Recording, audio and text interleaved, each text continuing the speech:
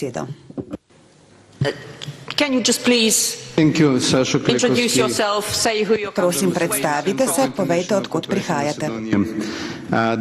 Prihajam iz Makedonije.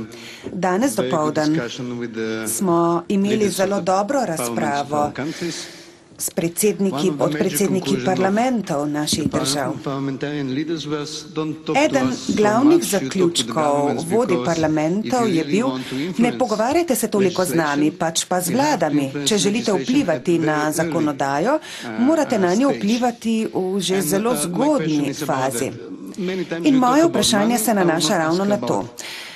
Pogosto se pogovarjamo o denarju, zato o tem ne bom spraševal. Sprašujem pa, kako gledajo predstavniki vlade na odprtost, da bi organizacije civilne družbe vključili v že zelo zgodnji fazi priprave zakonodaje. Za koga je vaše vprašanje? Za vse paneliste.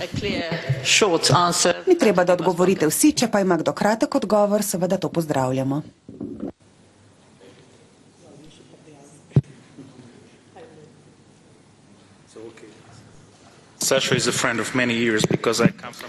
Sašo je moj prijatelj že dolga leta, ker tudi sam izviram iz civilne družbe.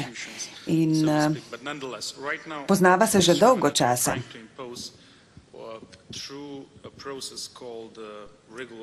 Trenutno poteka regulativna reforma in sicer želimo, da bi vsak dokument šel z vladne ravni v parlament skupaj z oceno učinka.